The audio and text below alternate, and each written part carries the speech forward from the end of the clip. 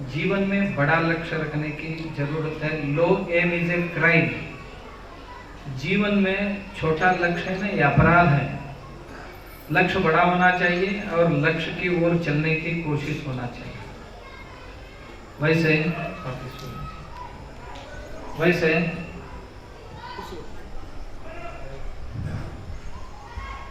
जीवन में लक्ष्य हर व्यक्ति का या समाज का कोई कार्य का लक्ष्य है ना, वो बहुत बड़ा होना चाहिए और लक्ष्य की ओर चलने की कोशिश होना चाहिए। हम जगह पर बैठे रहेंगे, ये मुझसे नहीं होगा करके कुछ नहीं करेंगे तो कुछ भी नहीं होगा इस दुनिया में। मानव तो ऐसा एक man is a social animal, एक समाज जीवी। ये एक ऐसा प्राणी है मनुष्य, सब लोगों को, सब जीवों को जोड़ने वाले एक यंत्र है। मनसा शिव्यति इति मनुष्य। निरुक्त शास्त्र में ऐसा कहा गया है मनुष्य को कि सब लोगों को अपने साथ जोड़ता रहता है जिंदगी भर। तोड़ने की काम आदमी की नहीं है, जोड़ने की काम आदमी की है। सुई जो होती है, कपड़े सिलाई करते हैं, वो बहुत छोटी होती है मगर काम बड़ा करता है। जो कैंची होती है कपड़े काटने वाली, कैंची बोलते हैं, कैंची, वो बहुत बड़ा है मगर काम खराब करता है। सुई तो है बहुत छोटी मगर जितने भी फटे हुए हैं उनको जोड़ने की काम करता है। और कैंची बड़ा है, कीमत भी ज्यादा है मगर काटने वालों की काम करता है। मनुष्य तो जिंदगी में अपनी मन नाम की सुई से प्रेम नाम की धागा उसमें डाल के हर चेतन और जड़ चीजों को अपने साथ जोड़ता जाना चाहिए, उसको ही मनुष्य बोलते हैं। हम तोड़ेंगे तो तोड़ने वाला आदमी नहीं होता है, तोड़ने वाला तो राक्षस होता है। तोड़ने के लिए तो कोई प्रयास नहीं लगता है, जोड़ने के लिए बहुत प्रयास लगता है। देखिए, पहाड़ पर एक पत्थर ऊपर चढ़ाना है तो उसको बहुत बड़ा प्रयास करना पड़ता है, और एक पत्थर को ऊपर से नीचे गिराने के लिए कोई प्रयास नहीं। एक अंगुली से भी आप थोड़ा सा दबा दिया तो वो नीचे आके गिर जाए। किसी को नीचे गिराने के लिए ताकत की जरूरत नहीं पड़ती, किसी को ऊपर उठाने के लिए बहुत ताकत होती। वैसे समाज को गिराने के लिए ज्यादा ताकत नहीं लगती, समाज को ऊपर उठाने के लिए बहुत बड़ी ताकत की जरूरत है। तो आज तक हमारे देश में बहुत बड़े बड़े लोग इस समाज को, इस देश को उन्नत करने में बहुत अपनी योगदान लगा चुके हैं। इसलिए भारत पूरी विश्व भर में बड़े भाई की भूमिका निभाती आ रही है। मगर पहले तो हम बहुत समृद्ध थे। भारत करीब करीब 800 साल पारतंत्र में रहा है। देश जब पारतंत्र में था तब हर घर और हर गांव देहात स्वतंत्र थे। मगर जैसे ही भारत को स्वतंत्रता मिली 1947 अगस्त 15 को देश को स्वतंत्रता मिली, मगर हर गांव पारतंत्र में चला जा रहा है। देखिए, सुबह उठते ही पानी गर्म करने के लिए भी हम दूसरों पर अवलंबित होने लगे, दंत मंजन के लिए भी हम दूसरों की मुख देखने लगे, बदन साफ करने की साबुन के लिए भी हम दूसरों की दुकान की या दूसरे कंपनी की ओर देखने लगे। जैसे ही स्वतंत्रता हमें मिली, गांव तो एक एक चीज से परतंत्र होने लगे। ये परिस्थिति बदलने की जरूरत है कि हमारी गांव की एक एक पैसा गांव में ही रहना चाहिए। हमारे खेत में पहले इतना अनाज हम उगाते थे, रसोई में कितने लगते थे, कितने चीजें लगते थे, उतने सब चीज हमारे रसोई में हुआ करते थे। और जब तक कृषि में महिलाओं की निर्णय प्रक्रिया में महत्तर भूमिका थी, तब तक खेती अच्छी तरह से चल रही थी। महिलाएं कृषि में जैसे ही अपनी निर्णय प्रक्रिया से हट गए बगल में, वैसे किसान कंगाल होना शुरू हो गए। देखिए, दादी माँ हुआ करती थी, जब बुआई करने के लिए हम जाते थे तो वो आके बैठती थी, इस बीज को यहाँ पर डालना है, इसको इसमें मिक्स करना है, इसको बांध पे डालना है क्योंकि इसको जानवर नहीं खाते हैं। और रसोई में जितने भी चीजें लगते थे वो सब चीजों के बारे में जो बोई करने वाला होता था उसको बोल देती थी। और जैसे ही फसल आता है ना, उसका बीज निकाल के उसका संरक्षण का जिम्मेदारी वो खुद उठाते थे। ये जो निर्णय प्रक्रिया में उनकी महत्वपूर्ण भूमिका थी, उससे जैसे ही हमारे माताएं हट गए, हमारी निर्णय प्रक्रिया दुकानों पर आधारित जब हो गया, अब हम जाते हैं दुकानदार से ही पूछते हैं कि कौन सा खाद डालूं, क्या बताएंगे वो, मैं कौन सा बीज बोना चाहिए और मैं कौन सा पेस्टिसाइड कीटनाशक में इस्तेमाल करूं, पूछेंगे तो क्या बताएंगे वो बताएंगे अपने दुकान में जो है वो सबसे अच्छा है, इसी को बोले, ऐसे ही कहें। इससे हम परतंत्र में पारतंत्र में चला गए, परावलंबी हो गए। हर घर स्वावलंबी था, खेती में स्वावलंबी था, आरोग्य में स्वावलंबी था, शिक्षा में स्वावलंबी था।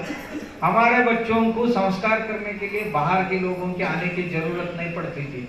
आज आप शहरों में जाओगे तो अच्छी संस्कार करने वाले स्कूल किधर है ये ढूंढते हैं, क्योंकि संस्कार करने के लिए घर में कोई बुजुर्ग लोग है ही नहीं, तो है तो भी उनको बगल में रखा गया है। और कई लोग तो ऐसे कहते हैं कि हमारे बच्चों को कहानी मत सुनाना, बच्चों की पढ़ाई खराब होती है, ऐसे कहने लगे।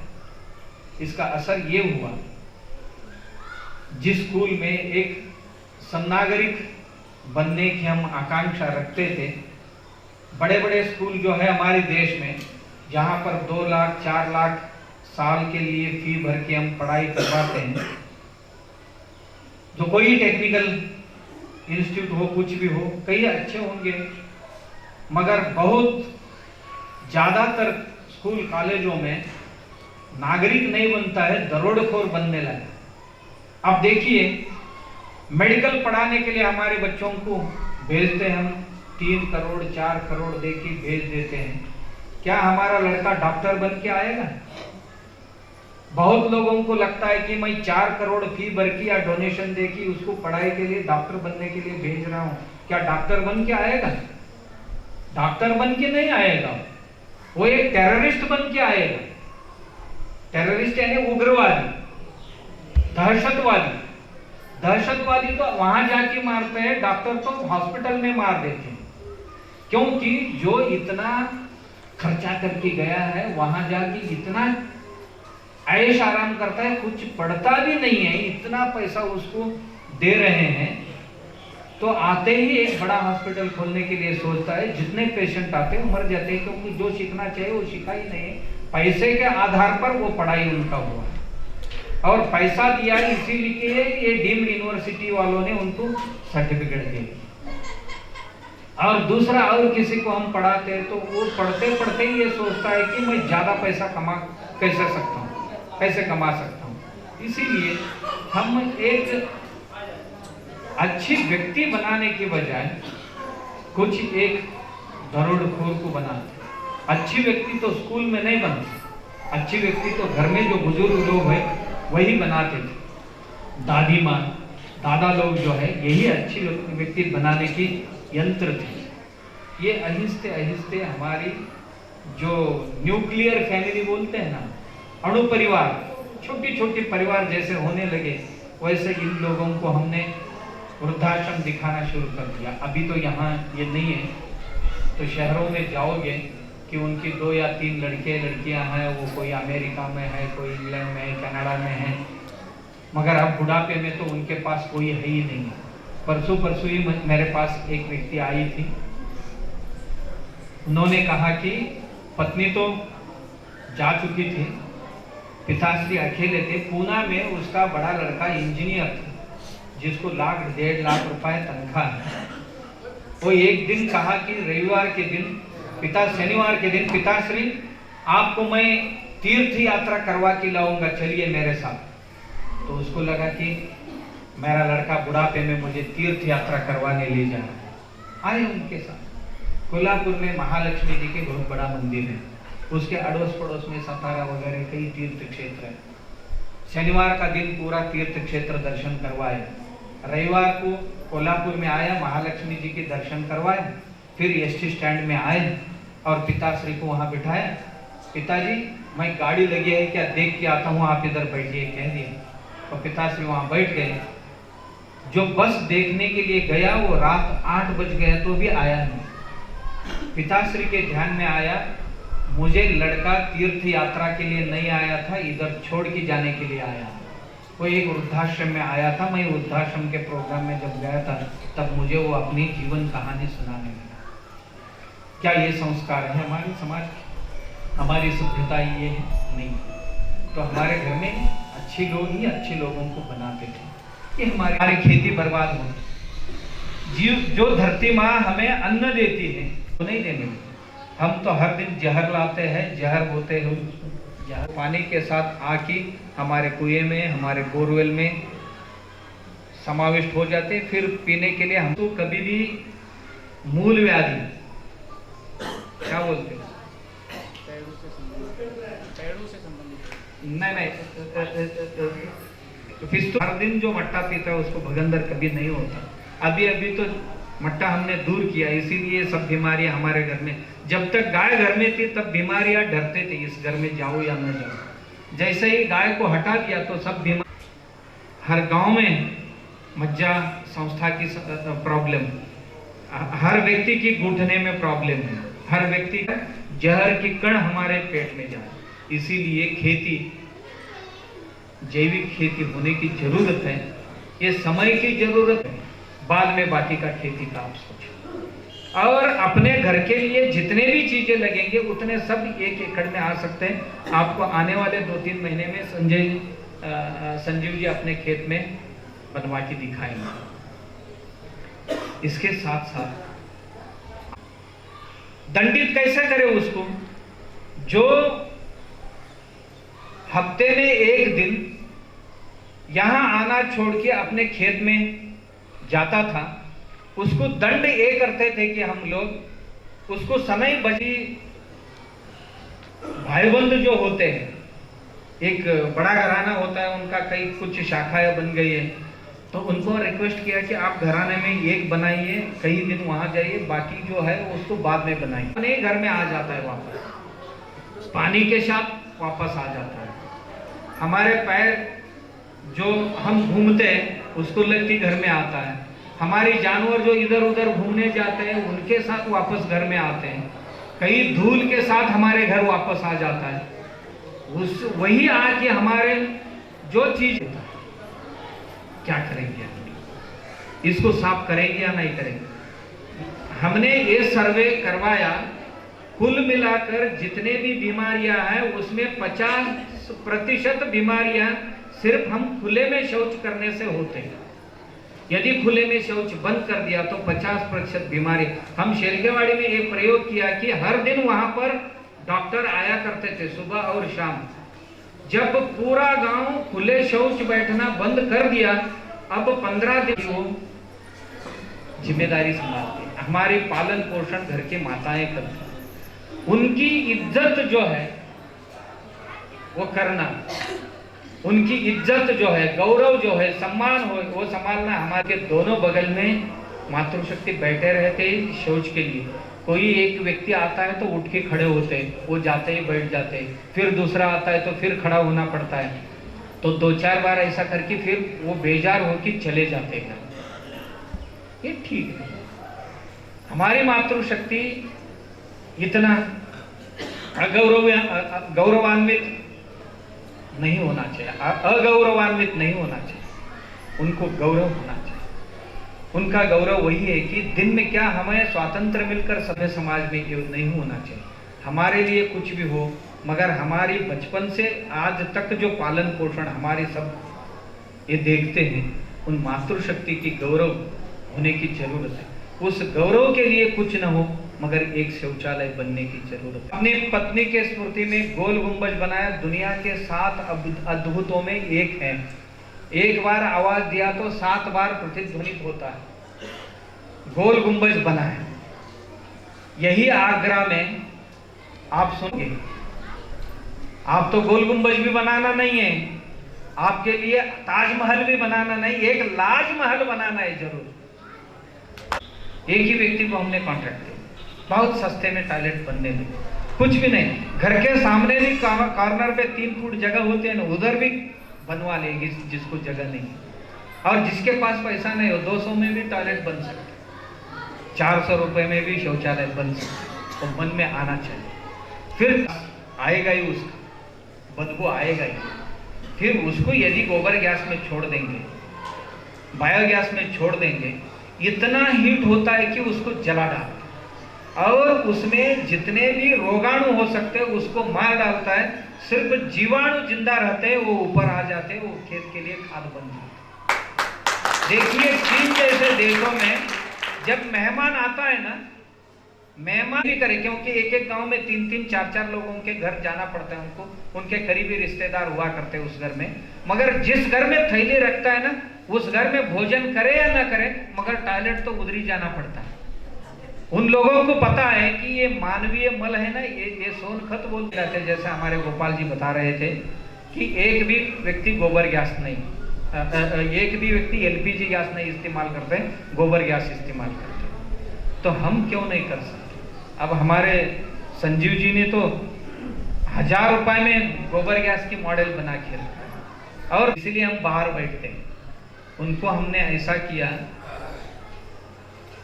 सवेरे युवा मंडली को इकट्ठा करके हर शौच के क्षेत्र है ना, वहां पर कुछ बाजी बजने वालों को खड़ा कर देते, क्योंकि वहां ना बैठ सके। यहाँ एक आदमी, वहां एक आदमी, बाजी बजाने वालों को उसके साथ। उन लोगों ने शक नहीं आना चाहिए करके ये डब्बा छोड़ दिया, फिर एक बोतल ऐसे अंदर रख के चलने लगे, कहीं जाके खेत में बैठने लगे। जैसे ही खेत में जाके बैठते थे, हम एक फूल देके उसको साष्टांग प्रणाम कर देते थे। यही आपका अंतिम टॉयलेट हो इसमें बैठने की। इससे आगे आप यहाँ खेत में या बहिर्शौच, जब तक नहीं बोलेगा हुआ है तब तक इसको खोलना नहीं, बाहर लेना नहीं है। तो उनको आदत हो गया। कई लोग इनसे भी बेशर्म थे, जाके वो रास्ते पे ही बैठने लगे। नहीं, हमारे घर में शौचालय नहीं, हम नहीं कर सकते, होते हुए भी नहीं जाते थे। कई लोग तो बांधने के लिए तैयार ही नहीं थे। उनको हमने ये किया, सवेरे युवा लोगों को इकट्ठा करके एक गाड़ी किया, उसमें प्राइमरी हेल्थ सेंटर का एक आदमी और पुलिस स्टेशन से एक कांस्टेबल को बुला लिया और हमारे युवा सब मिलके उस व्यक्ति को उठा के गाड़ी में डाल देना, 10-12 किलोमीटर दूरी पर उसको छोड़ के आना। जब वो डब्बा लेके आता था, कहाँ गया था क्या बताएगा, कहाँ गया था? हर व्यक्ति अरे इधर क्यों आया हो तुम, क्या करने आए थे इतने जल्दी जल्दी?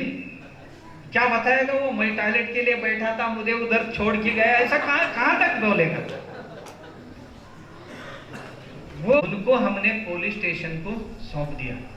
उस पर संविधान की धारा कुछ 52 और 54 ऐसे कुछ धाराएं, उसके मुताबिक उन पर कंप्लेंट, सार्वजनिक स्थान जो है उनको गंदगी करने वालों को 1200 रुपए दंड होता है।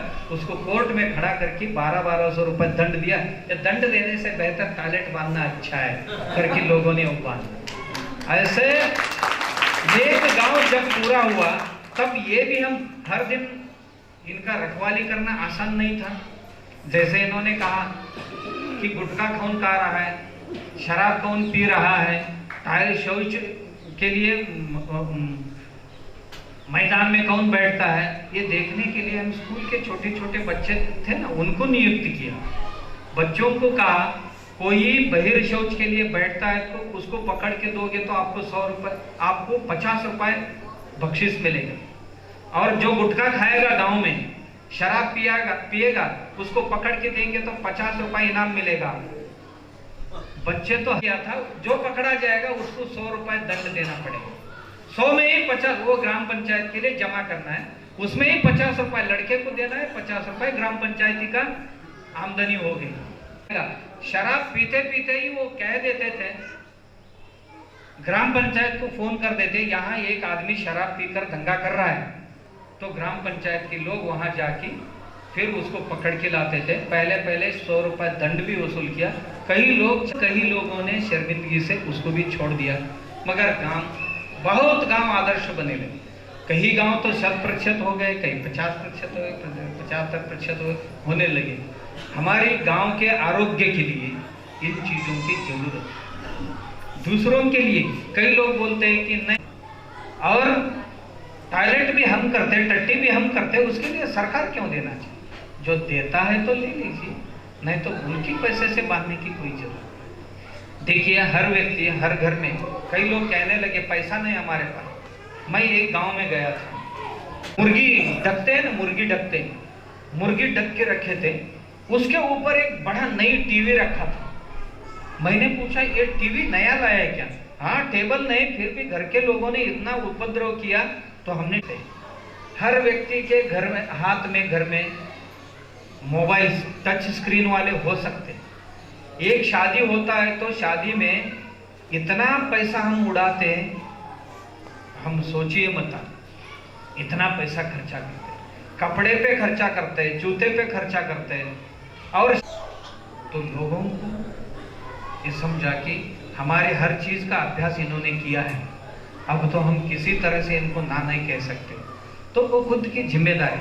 हमने मातृशक्ति को विनंती किया कि हम कहते हैं ना, ज्यादा नहीं